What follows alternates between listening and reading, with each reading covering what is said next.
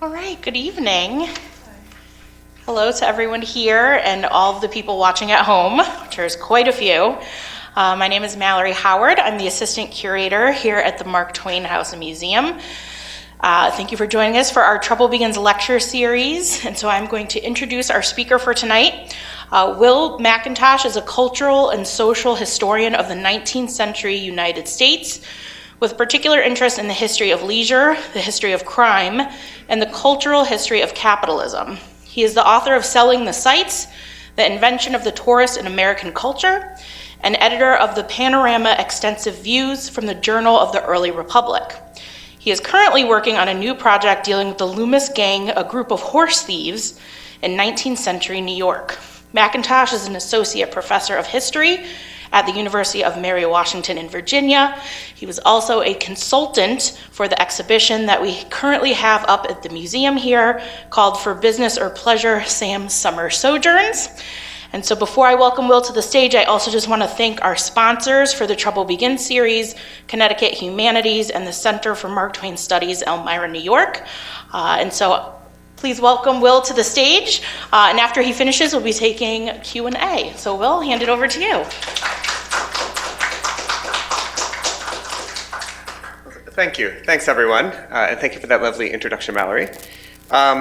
It's lovely to see you guys in the room, and all of you who are out there in cyberspace watching. I want to say hi to you as well. And tonight, in the spirit of what I think of as the spirit of Mark Twain, one of the things I think that we love about Mark Twain and why we still are so interested in him, right, is that he spent a lot of time, I think, analyzing and pulling apart, studying the stories that Americans tell themselves about themselves in order to reveal deeper truths of American culture, right? I think he particularly liked to puncture the kind of comfortable myths that American elites told themselves, as a brilliant satirist, right? And so in the spirit of Mark Twain today, I want to engage with one set of stories that cultural elites and leisure marketers told themselves in the 19th century to reveal, I think, something deeper about the nature of American culture in the 19th century. I want to begin today by telling a story. In the summer of 1767, William Johnson, an Anglo-Irish settler in upstate New York, who had earned a baronetcy as the British Empire's most important diplomatic link to the Iroquois Confederacy, was suffering from a pain from a bullet that had lodged in his thigh during the Battle of Lake George a dozen years earlier. The Mohawks, which was a Haudenosaunee nation with whom Johnson had close personal ties, and I'm quoting here, determined in solemn council to reveal to their beloved brother the peculiar medicinal properties of the High Rock Spring. Johnson was too feeble to travel, so the Mohawks carried him on a litter through the forest to the spot where the mineral spring emerged from a large boulder. Johnson descended from the litter, and for the moment, his manly form, wrapped in his scarlet blanket bordered with gold lace, stood towering and erect above the waving plumes of his Mohawk braves. He then proceeded to make an offering of tobacco to the Manitou of the spring, and then, amid the profound silence of his warriors, he, for the first time, touched his lips to the water and entered the rude bark lodge which, with prudent forethought, his braves had erected for his comfort, directly where the bottling house now stands. And in this primitive hotel reclined the first white man that had ever visited this spring. According to this story, Johnson remained and drank the waters for 4 days. When feeling restored, he turned home. This moment in 1767 was invested with great importance in this story. The popularity of Saratoga Springs as a watering place may be said to date from this visit. In case you can't tell from the incredibly overwrought language, this story comes from an 1875 volume of popular history entitled Reminiscences of Saratoga and Ballston by a local lawyer named William Leete Stone. The only problem with this story, it's almost certainly not true. Right? We do know that Johnson was ailing in 1767, but he had made a visit to the Lebanon Springs on the Massachusetts border, according to his diary, to make trial of the efficacy of the lately discovered springs. Not only did he not visit Saratoga, he made no mention of Mohawk guides or porters in his diaries, and he made no claim to being the first white man at the spring. And also, it didn't really fix him, right? He went home and said that he didn't actually feel any better from drinking the water, right? The most charitable reading, I think, of this 19th century story that I just told is that it was some sort of like confused mishmash of different moments in William Johnson's life, treated with a very liberal dose of imaginative detail about waving plumes and whatnot. More realistically, I think it was probably completely invented, but not only by Stone, right? By the time Stone wrote in 1875, American readers had long imagined that spa towns like Saratoga Springs had Indian origins, right? These stories all kind of have the same basic components, and you see them all over American culture in the 19th century. There's a mineral spring in a deep forest whose water had some sort of almost miraculous health-giving properties. An Indian or Indians who knew about the spring or discovered it through their mastery of woodcraft. And then there's a moment when those Indians showed the spring to an Anglo-American pioneer, thus creating the so-called first white man who drank from it. And finally, the transformation of this wilderness spring into a popular and bustling resort for health seekers and fashionable travelers. These stories appeared in popular histories and even in fiction. Right? They were ubiquitous and I think fundamentally similar sets of origin stories for American spa towns, right? So my question for tonight, right, is why? Why do we see these stories all over American culture that tell these stories about Indian origins for American leisure spaces if they were made up? In the spirit of Twain, I want to ask tonight what's at stake in the telling of these stories? And what can they tell us about 19th century American culture? But before I get to that, I want to take a moment to just dig a little bit deeper into the colonial history, the colonial origins of mineral springs towns in North America, and the origins both indigenous and English, right? First, as we saw in Johnson's diaries, which I quoted from a second ago, right? There's probably a grain of truth to the idea that Indians knew about mineral springs and found them medicinally valuable, right? Johnson, we know, had a deep and long-standing personal and political relationship with the Mohawks, which means that it's entirely plausible that they were his source of information about these mineral springs in what was Mohawk country. And we know that the Haudenosaunee, as well as the Abenaki and the Mohican, other indigenous groups across New England and New York, knew about the springs at what's now Saratoga, right? The Haudenosaunee called it Kayaderosseras, and the Abenaki called it Nebizanzbik, right? But they used these springs as a healing place and as a kind of place of peace. Archaeological evidence suggests that indigenous people had used the waters long before European colonization, right? So, stripped of its theatrical cliches, Stone's claim that an important cross-cultural mediator like Johnson could serve as a conduit for transfer of native knowledge about mineral springs into Anglo-American discourse is totally plausible. However, the problem is that Johnson's Anglo-American contemporaries in the 18th and especially in the 17th century acknowledged no such thing, right? If you go back to the 17th century, to the 1600s, colonists were generally deeply suspicious of both drinking and bathing in water. This is characteristic of early modern European culture more broadly, right? They were not big into bathing, right? So we get reports like in 1656, when Adrian van der Donck, who's a Dutch colonist in the Hudson Valley, responds to native reports of the springs as, quote, having special powers and qualities. But he declared, whether this is exactly as the Indians tell us, I'm not sure. He's disinterested, right, in what the Mohicans are telling him in 1656. By the 18th century, right, Europeans, both in Europe and in North America, right, were more open to the idea that drinking water could have health-giving properties, right?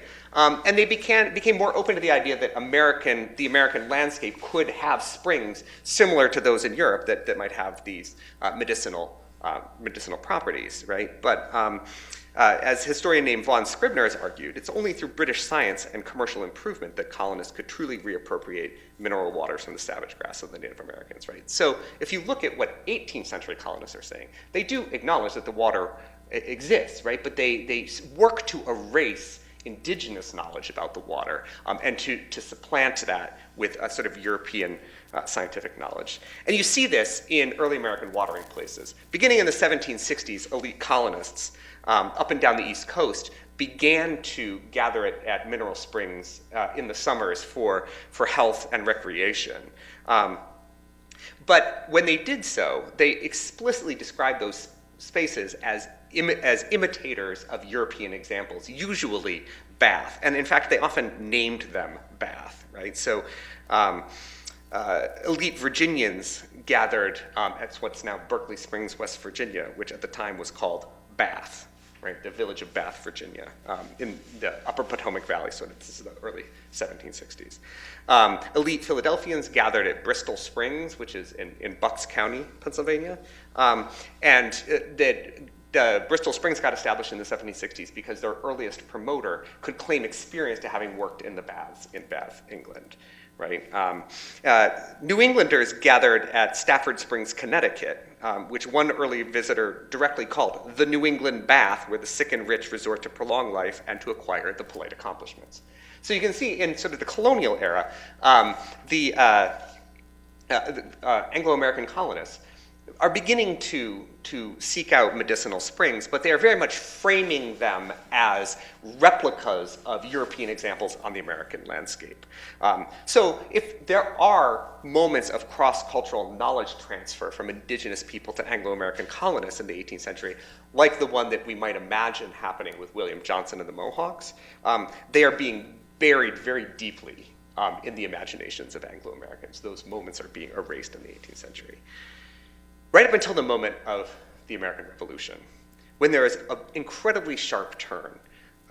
A turn this sharp, in my experience, is really unusual in cultural history. When you're tracing, changing narratives over time, you very rarely get sharp breaks. What you are more often likely to get, right, is kind of slow, creaking, gradual, contested, messy change over time. But one of the things that I find is so fascinating about this particular topic is that there's an incredibly sharp break right at the moment of the American Revolution, where early national Americans basically immediately stopped describing mineral springs as being replicas of European examples, and almost immediately begin talking about them as indigenous phenomena that had been absorbed by Anglo-American colonists. The first new post-revolutionary destination is at, I'm sorry, this was the colonial ones. I forgot to change the slide for you before. But as you can see up there, Stafford Springs, Connecticut. In the middle there, in the middle there is Bristol Springs in Pennsylvania. And then the lower left there, you see that is Bath, Virginia, right? What's now Berkeley Springs, West Virginia. The first new post-revolutionary destination, like I said, was Ballston Spa, New York. And I don't think my laser pointer is actually working at the moment. But you can see the two points that are quite closely clustered there on the eastern border of New York State. Ballston Spa is one of those. There's a building boom in 1793 that changes what is at that point a really remote valley in upstate New York into a nascent mineral springs destination. It's being driven by a New York merchant and land speculator by the name of Nicholas Lowe. And right away, you can see stories being told about Ballston and its Indian origins. In 1796, Jedediah Morse's American Universal Geography, which is the first explicitly American geography textbook, declares, "In tracing the history of these medicinal springs, I could only learn that an Indian chief discovered them to a sick French officer in the early part of their wars with the English." So you can see it's vague in the 1790s. It's not nearly as elaborate of a story as you would see by the 1870s, but the germ of that idea is there, right? That this is indigenous knowledge transferred to Europeans rather than a transplanted European phenomenon that has been rooted onto American soil. In the years after the War of 1812, Ballston Spa's preeminence, it was eclipsed by Saratoga Springs, right, which we talked about a moment ago in the context of William Jordan, which is the other pin that is quite closely clustered there on the eastern border of New York State. They're only about a dozen miles apart from each other, right? And right from the beginning of its development in the years after the War of 1812, its origins were narratively located in that moment in 1767 when William Johnson visited with the Mohawk. So for example, an early scientific analysis of Saratoga's waters by a doctor named John Steele reported that by the tradition of the Indians, it appears that they were well acquainted with the High Rock Springs' medicinal qualities long before the country was explored by Europeans. The first communication by the Indians was made to Sir William Johnson. They advised him to use the water of this fountain. In the year 1767, he was persuaded to take the journey. Right? His guides conveyed him to the spring where they remained for some time, removed, improved in health, and afterwards published the valuable qualities of the water. So we don't have those waving plumes and sacrifices of tobacco to the Manitou and all those sorts of narrative incrustations that showed up a little bit later. But you can see that the core of that story is already there at the turn of the 19th century. This is a picture of Ballston Spa, right, a little bit later, to give you a sense. I think you can see the emerging power of this Indian origin stories and really the abruptness of that transition that I was talking about a moment ago with the expeditious way that early national historians reimagined the history of the colonial era watering places that I talked about a moment ago, right, as having native rather than English origins for themselves. Stafford Springs, right, which I said a moment ago, in the late colonial period, New Englanders are proudly describing it as the New England bath, right? In a 1797 history of Connecticut, writes that the Indian natives made the first discovery of these mineral waters to the English inhabitants and recommended them as beneficial in various complaints. For a number of years after the settlement of the town commenced, they annually resorted to the springs, drank the water, and bathed into them. They represented to the English that the waters made them feel lively. So Stafford Springs scrubs that colonial era story about itself as a transplanted English phenomenon and tells instead, in the 1790s, this story of Indians sharing knowledge of the water with the colonists. You see the same thing in 1833 in Bath, Virginia. An 1833 history of Virginia writes that tradition relates that these springs were known by the Indians as possessing valuable medicinal properties and were much frequented by them. So again, we in fact have even renamed, it is no longer Bath, Virginia, it's now Berkeley Springs. They've renamed the town to get rid of the English name and created a sort of like strategically vague story about Indians at some point telling white people that these waters were here, right, and that they were medicinally valuable. You begin to see these stories spreading across other new northern destinations, particularly in the 1830s and the 1840s. There's a rapid growth in other small mineral springs towns around the Northeast.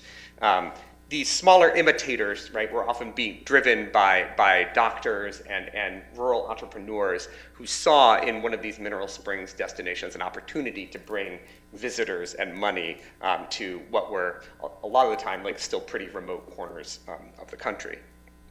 So to give you an example, an 1834 history and topography of the United States talked about Avon Springs near Rochester, which is the pin that's already on the far west side of New York State, just south of Lake Ontario there.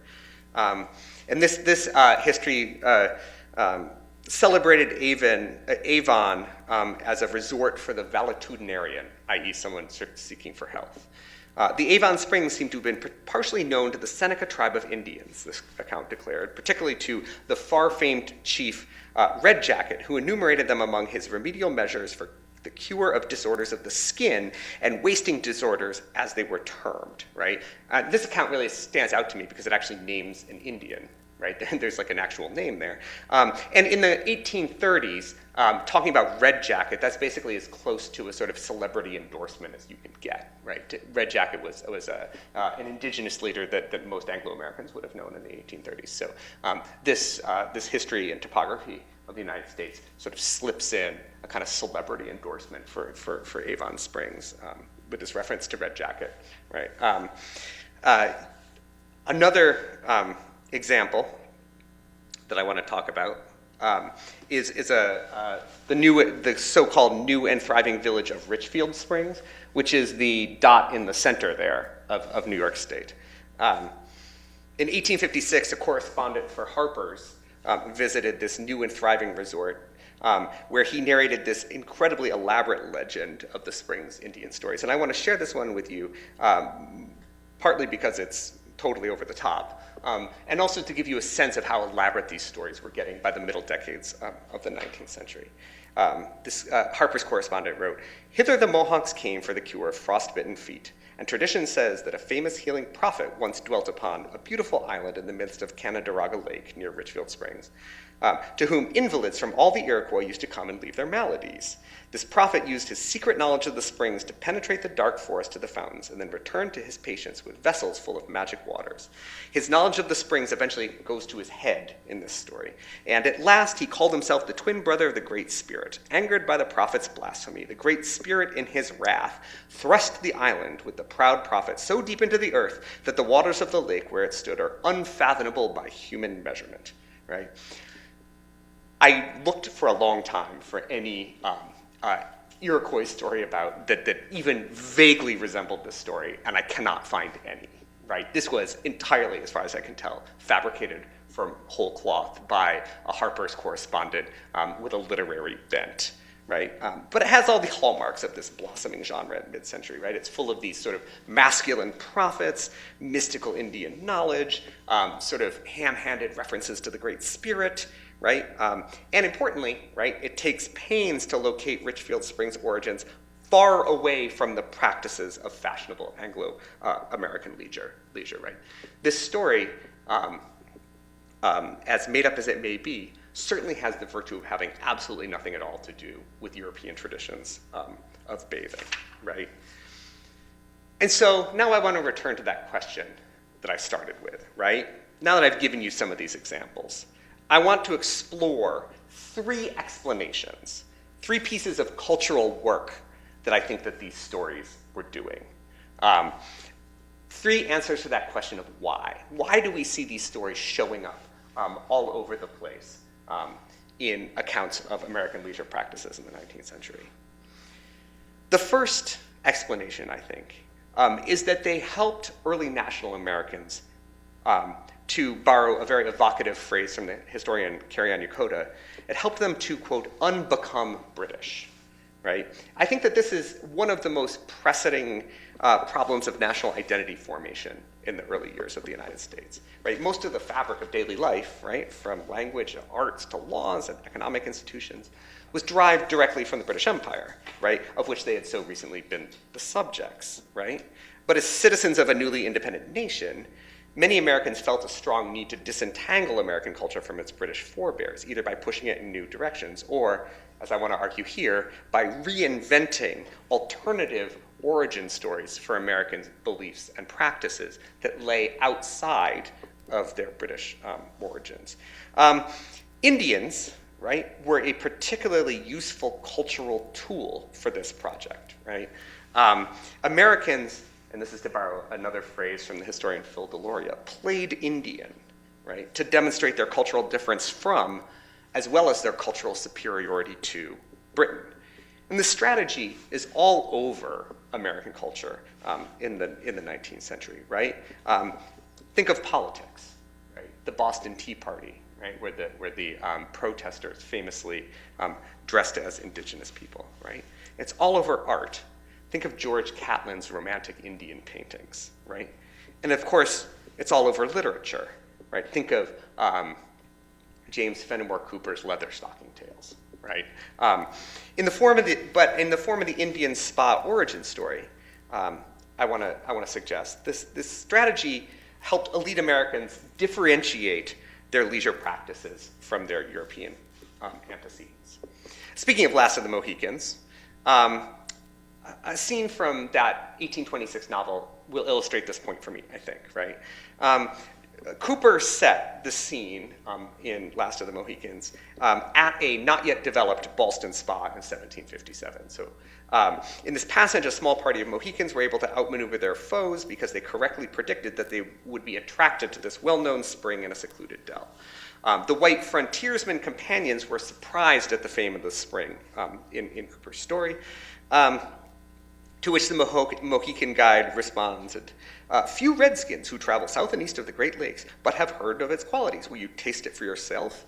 Hayward, who the white character who in this novel sort of stands in as the first white man at the springs, he said, threw the water aside with grimaces of discontent. But before leaving the spot, each of the foresters stooped and took a long and parting draught at that solitary and silent spring around which, and its sister fountains, within 50 years, the wealth, beauty, and talents of the hemisphere were to assemble in throngs in pursuit of health and pleasure.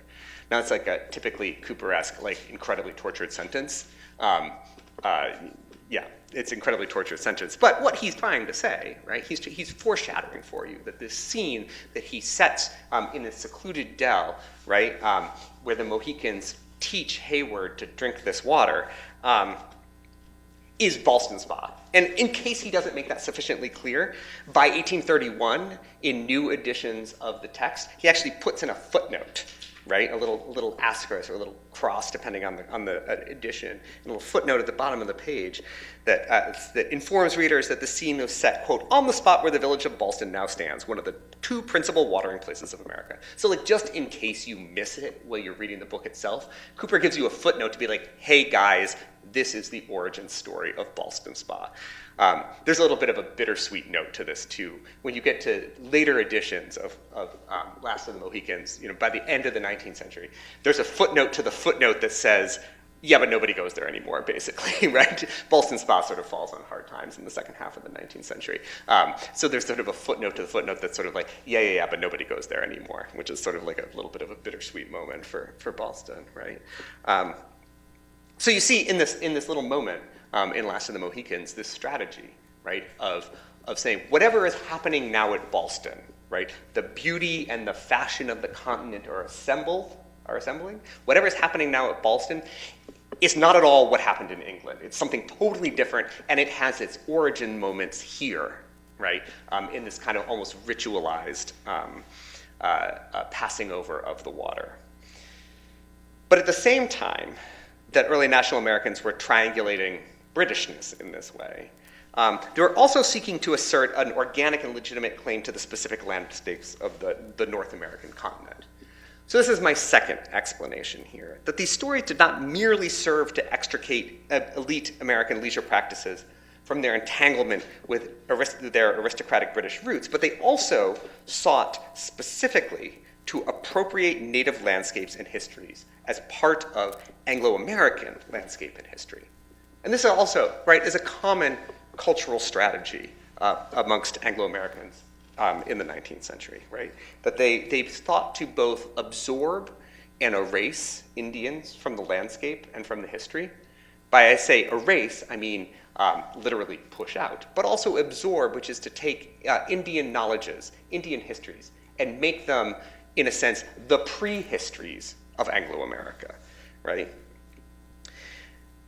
They granted themselves these kinds of deeper histories of the continents in order, I think, really to obscure their own role in its conquest and to explain why natives were, quote unquote, disappearing as a part of its natural evolution, right?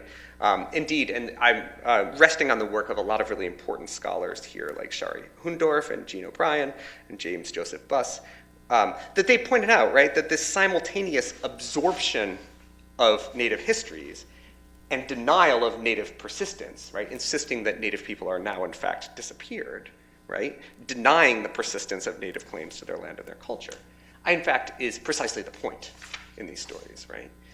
Turning again right back to that scene in Last of the Mohicans with Hayward at the spring that would become Ballston, right?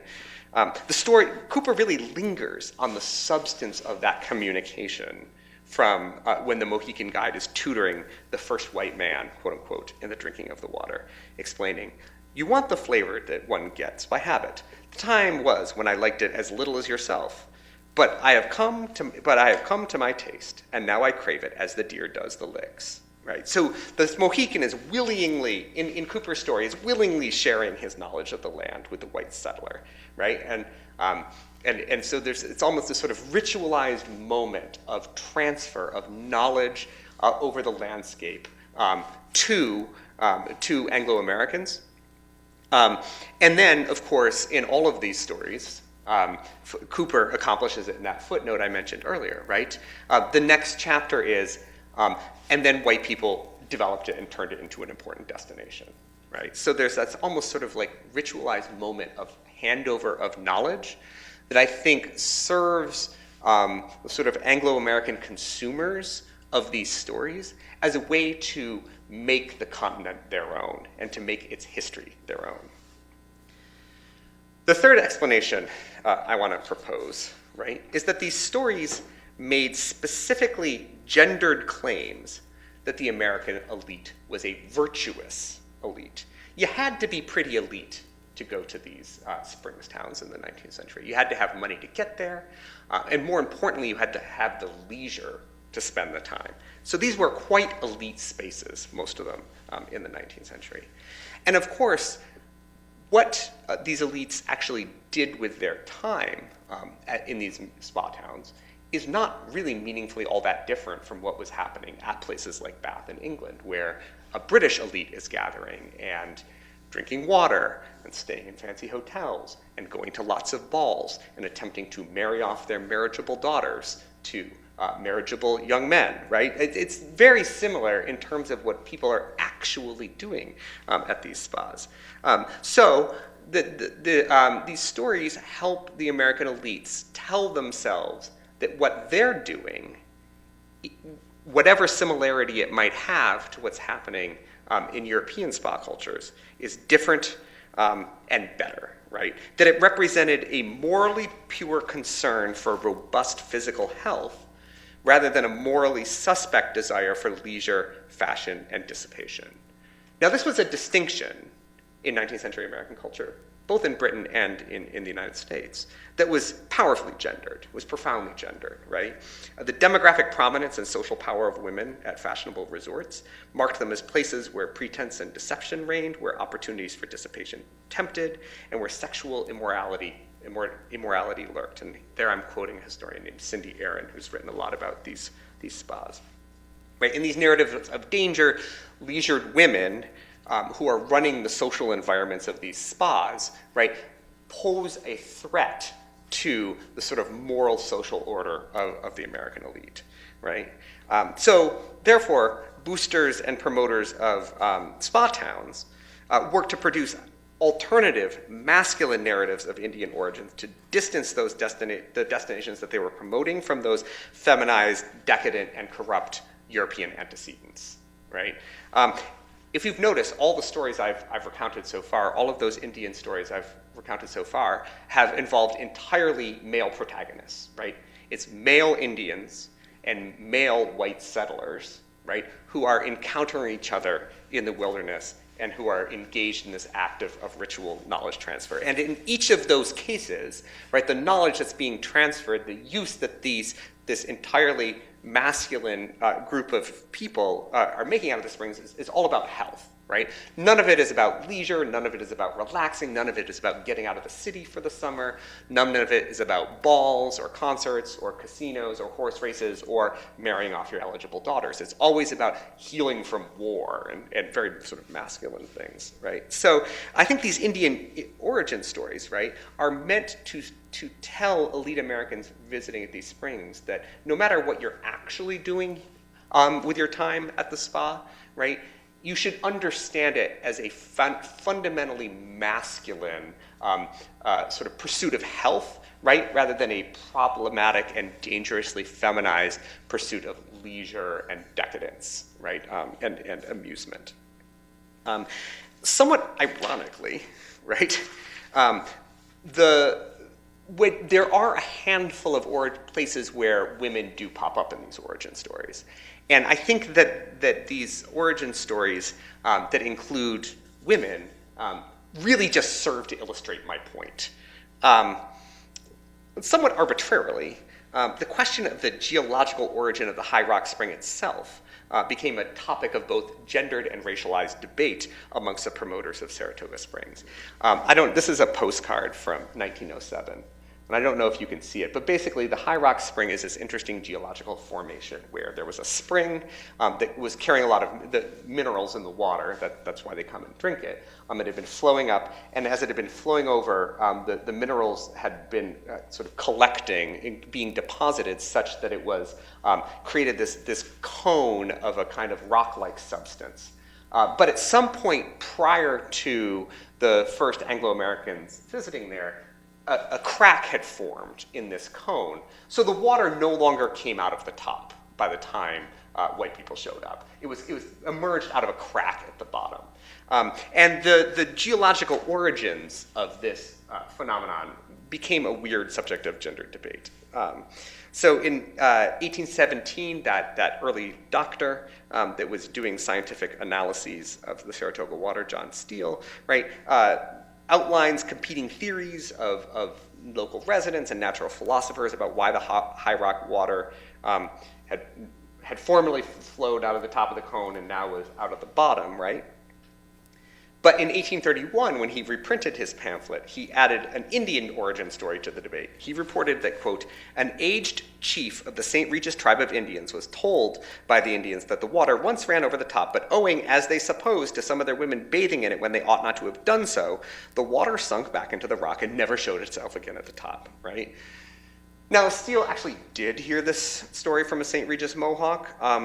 Most likely, and Steele did not understand this, right? Most likely, it referred to a violation of a menstrual taboo, which was a common feature of northeastern indigenous societies. Women, when they were menstruating, were supposed to be sort of socially segregated from the rest of the community. So, if in fact this was a story that Steele in fact heard from a St. Regis Mohawk, probably that's what the guy was talking about, right? He was talking about some sort of violation of a menstrual taboo. But Steele himself leaves it vague, right? And that's all he says about it. But this story gets developed later in the 19th century by other guidebook authors and promoters. Particularly, I'm not going to make you read this whole poem. It's a pretty gnarly poem, but it's from an 1841 tourist guidebook, right? And it's called "The Indian Legend of the High Rock Spring." But basically, the gist of the story is that there's this rocky cone that lies far in the forest deep recesses, which was known to the fierce tenants of the woods for the spring of healing water. And it rose over the top and it flowed down the sides, or at least it did until a, quote, female form of lovely mold came with love to revel there. When she went to bathe in the pure spring, the water recoiled because deep printed on that beating heart forever to remain, in spite of tears and cleansing founts, there was a guilty stain. So the force of this pure water's disdain for the, quote, stained woman was so strong that it cracked the rock and forever flowed out of the bottom of the cone. And at the end of the poem here, the native women, quote, fled with desponding shame, nor was she ever heard of more, and none recalled her name. Right? And I think this poem really laid bare Saratoga promoters' gendered anxiety about aristocratic decadence at the spring, right? He injects this characteristically Eurocentric preoccupation with female virginity, right? It's clear that the violation here is that this Indian maiden had lost her virginity before marriage, right? Which has nothing to do, right? Nothing to do with the what I think were probably a story about a menstrual taboo, if it was in fact ever an indigenous story about this phenomenon, right? But sorry, I hit that button. But Sir DeVoe, right, this spring was pure, bright, and health-giving until it was inappropriately used by this native maiden to cleanse the moral stain of premarital sex, right? So I think in this story you can see the ways in which these origin stories are posing a kind of gendered dichotomy between, on the one hand, right, sort of feminine uses of the water, right, which are all about sort of decadence and pleasure and luxury, are morally suspect. And masculine uses of the water, which are supposed to be about health and wellness and healing after war. And in this poem, right, suggests that the water itself recoils from this sort of feminine gendered decadence that characterized it. All right. To end today, I got a few more minutes, and I want to talk a little bit about actual vacationers and actual Indians. Because I've been talking about narratives this whole time, right? I've been talking about stories that mostly either literary authors or openly commercial promoters, like guidebook authors, were writing about these stories. So what of actual visitors to the spring? Interestingly, very few actual vacationers seem to reflect these stories, right? They're much, if you read what letters and diaries from visitors to the spring say, they're much more interested in balls, marrying off marriageable daughters, parties, who's at what hotel, right? They talk about these places as if they are the New England Bath, right, to borrow that old colonial phrase. They don't seem to particularly absorb these Indian stories, right? So I think that's actually really interesting, right? That as hard as these sort of literary and tourism entrepreneurs were pushing these stories as a kind of solution to a set of American cultural problems, actual tourists just don't seem that interested. And they're really interested in replicating what the Europeans are doing in their spa towns. That's not to say that visitors don't encounter Indians. They do, right? The Springs towns are actually full of indigenous people at this time, right? Living native people, right, notwithstanding these fantasies of disappearance, continued to inhabit the landscape, to use the land and its resources, to make demand on the nation, to interact with white Americans in the context of work and leisure, right? Particularly after 1840, native entrepreneurs traveled to summer resorts, selling their crafts and entertaining visitors by demonstrating their way of life. The most famous was there was a permanent Indian encampment at Saratoga, but native entrepreneurs also built a permanent presence at Niagara Falls and visited other resort towns on a more informal basis. And this is an engraving of the Indian encampment at Sharon Springs, which is another one of these small springs destinations in the middle of the 19th century. And in these communities, right, indigenous entrepreneurs came, they lived, they produced artifacts and handicrafts for sale to tourists. Baskets in particular were very popular. Sometimes they performed dances and other kinds of cultural ceremonies for white audiences, again for money, right? These people were fundamentally commercial leisure entrepreneurs there. Anglo-American spa promoters, presents a real problem for them, right? Because they want to tell this story about Indians that's rooted in the deep past, that Indians had this mystical knowledge, they had this masculine use of the water, they handed it over to the, quote, first white man at the spring, and then they fade out of the picture. But of course, they're not faded out of the picture at all. They're right there selling moccasins and baskets and performing dances. So the question is, how do these promoters deal with it? They manage this disruption by simultaneously denying the Indianness of the inhabitants of the encampments, and at the same time accusing them of commercialism. So one 1867 guidebook that I found described the Indians of the encampment as, quote, not to be mistaken for the old warrior age of Aboriginal story, nor for the interesting gentry of that stripe who figure in poetry and fiction. On the contrary, they are the very opposite and degenerate class, being simply a gypsy band, half or quarter breeds of Canadian French and Negro blood, with plenty of the vicious reality, but little of the beautiful romance of the conventional Indian character. Not only were they racially degraded in these accounts, right? These red men visit the place not as they follow the warpath, nor in quest of game, nor even to drink the waters and be healed, as did their forefathers sometimes in ages gone by, but simply with an eye to business, right?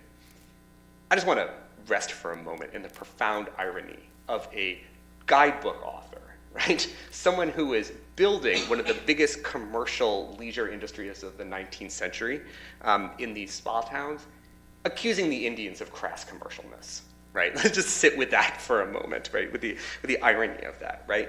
But I actually think it's important, right? anxious as they were about the social and cultural implications of elite commercialized leisure at the Springs, that they themselves were promoting, right? They rewrote that anxiety onto the bodies of modern natives, while continuing to claim the imagined practices of long-dead natives as their own forerunners, right? What you see here is these white entrepreneurs saying, no, we are the true inheritors of the ancient indigenous knowledge, and these other people are not really Indians. Or if they are Indians, they're too commercial, right? So you can see that real sleight of hand in those stories there, where they are trying to take on for themselves, right, the mantle of the continent and its history, right?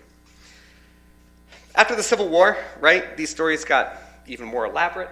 Think back to William Johnson, right? They go national, something I didn't have a chance to talk about much tonight, and I'm running low on time, is the way in which these stories were before the Civil War, very much specifically a Northeastern phenomenon. But after the Civil War, you see Southern mineral springs resorts beginning to invent their own Indian origin stories.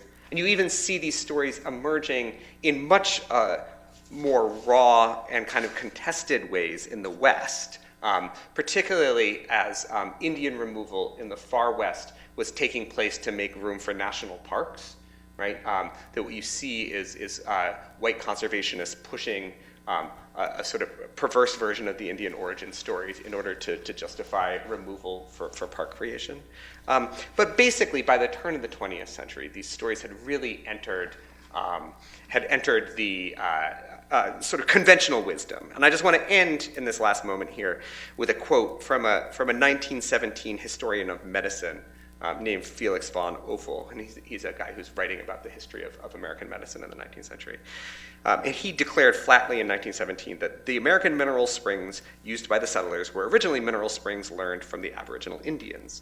Citing examples from across the continental United States, he felt comfortable asserting that even though we have no individual records, we are able to abstract from imaginary stories of the literature. He argued that the Caucasian settlers learned from the red men of the existence of remarkable mineral springs because every settler tried to make a fortune in different directions. Some of them expected to get rich obtaining the property of a powerful mineral springs. Indeed, the only identifiable piece of evidence this supposed scholar and historian of medicine presented was included, quote, the poem Hiawatha of Longfellow and Washington Irving's sketchbook, right? I just want to leave you there how by the turn of the 20th century, even supposedly serious historians were looking to Longfellow and Irving to assert the truth of this origin story, not in the absence of evidence, but I would argue despite the absence of evidence. So actual visits to the springs show wide variations in their responses, right? But this Indian origin story, right, does really important cultural work for the American elite in the 19th century. It disentangles them from the British. It allows them to claim the continent and its history from indigenous peoples, and allows them to get on the correctly gendered side, right, of moral uses of leisure. And with that, let's take some questions. Perfect. Thank you so Thank you. much. That was fantastic. So happy to take questions. If you're here physically, just raise your hand and just wait until I get the microphone to you so our at-home audience can hear. Are there any questions here in the audience that are with us? I know we have a couple online. Question? Oh, hold on. Let me get you the mic.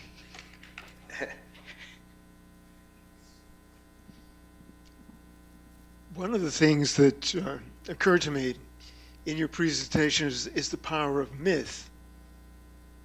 And I think that is one of the reasons why these stories have developed and continue to have a life of their own. Would you care to comment? Yeah, absolutely, yeah. But I think that I would not, I don't think that I would chalk that up to some abstract eternal power that myth has. I think you are correct about that. But I think what's interesting about these and important about these stories, right, is that they are myths that serve very concrete cultural and commercial purposes, right? So these aren't myths that are just sort of like free floating in the world. They are myths that are being developed and told by very particular identifiable people with what seemed to me very particular and identifiable kind of cultural and commercial agendas, right? So yeah, they are absolutely myths, right? But they are myths that I think don't spread through American culture through their own force and power, right? They are propelled by an emerging culture industry. Yeah, for sure. Any other questions from our audience here? Okay, we have one back here. Thank you so much for this. Well, this was really interesting, this kind of post-colonial story, and I appreciate the framing that way. And I'm kind of wondering, you sort of gestured at this a bit, but I'm wondering, especially in the mid-19th century, we've talked about these as spaces for health, for men. Is there also a sense, especially as there becomes some controversy at mid-century about the feminizing aspects of culture and the city, is there a sense of these spaces as remaining distinct from water cure spaces, as places to restore masculinity, or even, as a newspaper might code it, vitality? All of that kind of stuff. When there isn't a war you can pretend to be rehabbing from, and the popping up after the Civil War in the South seems to gesture that idea is still there. But in the mid-century, does it kind of take on a different cast? No, because I don't think any of the Anglo-American men who are resorting to these places, like short of William Johnson, are like actually healing war wounds, right? This is more that the story is that this water emerges out of this, knowledge of this water emerges out of a sort of a mystical Indian brave knowledge of warfare and healing, and it gets transferred often in these moments of war, like in the French and Indian War in these stories. But yeah, no, these guys are all sort of like mid-level merchants, right, who want to get out of the heat of the summer, right? And certainly what you're gesturing towards is towards the middle and especially the end of the 19th century, right, an increasing concern about nervous exhaustion in men, right? So yeah, no, these men are like,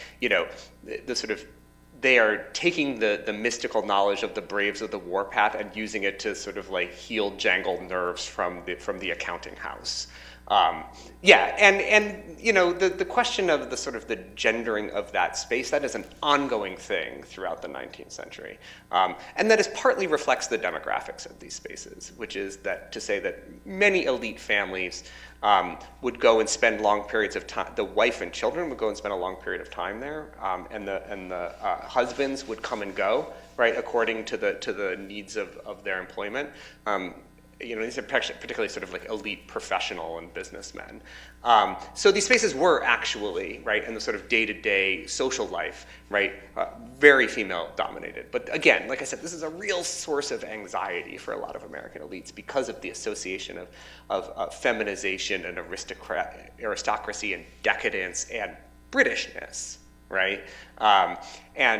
And so that's why I think that these stories really serve to erase that, right? And again, like I said a moment ago, when women do pop up in these stories, they do in these incredibly problematic ways, right? These sort of like fallen Indian squaws and that kind of thing. Does that answer your question? Yeah.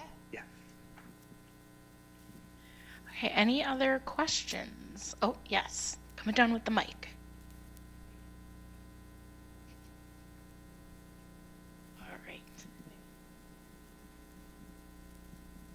Just fast forward today to, do these mineral springs still exist, or just trickles, or has so much been built up around them that? No, they mostly still exist. What are they used for now? Tourism, right? Yeah. I don't think most visitors to the, let me say, a lot of these places were sort of small, profoundly entrepreneurial in the sense it was often like a small local elite or local landlord or something like that who saw an opportunity. So a lot of them were sort of ephemeral. I pulled up this picture of Richfield Springs, right, to give you a sense of, if you go to, there is a town now called Richfield Springs. You would be hard pressed to find any trace of this era in its history, right? if I go forward here to Sharon Springs, right, there's a couple of like falling down hotels, right, moldering in the woods. But if you go to a place like Saratoga or go to a place like White Sulphur, right, the springs are still there, right, and they're often kind of preserved as part of a historic landscape. And you can absolutely go and drink the water, right, and it's pretty gross, but you can, I mean, it doesn't taste good, right, but yeah, you could totally still do it. And so now it's like people do it as sort of like a lark, right? But I think it's often framed in the context of a sort of historical tourism now. You know, go see these places that were once fancy, and you know, sort of live as they lived for a moment, right? But yeah, you can absolutely go to the Saratoga and see the High Rock Spring and dip a little bit of water out of it and drink it for sure. Yeah. All right, we have an online question. Is there a bridge between ethnographic display at World's Fairs and indigenous entrepreneurs you mentioned? Are there historians who link displays at baths to later commercial authentic displays? Yeah, so I mean, I don't know that I would certainly put the Indian encampments of the 1840s in the same kind of long-term cultural trajectory as, for example, Buffalo Bill's Wild West show, right, in the late 19th century. And that whole sort of, all the imitators he spawned, right? And if you look at the World's Fairs that are happening at the turn of the 20th century, you know, sort of from the 1870s through the 1930s, right? There were often sort of sideshow type spaces that were associated with the World's Fairs that included entertainments that looked like Buffalo Bill's Wild West shows, right? So I think that there's actually a really long tradition of indigenous entrepreneurs doing what you might think of as making lemonade out of lemons, right? Which is taking these sort of generally white-produced narratives about Indians and who they are and how they behave and how they're disappearing, and turning those into forms of commercialized culture that they can then turn around and sell back to white people for a profit, right? So yeah, I would absolutely put the Indian encampments of the 1840s in that long cultural trajectory, and that, you know, particularly. The culture industry infrastructure doesn't exist for something like Buffalo Bill's Wild West show yet in the 1840s, right? If you want to find white people who are hanging out and have money and a good time and are looking to spend it on recreation, this is precisely the kind of place you would go, right? So that's why I think it's sort of in that long trajectory. Yeah. Okay, any other questions for Will, both online or in person? All right. Well, Will, thank you so much. That was wonderful. Thank you all for coming out on a rainy night here in Hartford. Yeah. Thank you. Thank you.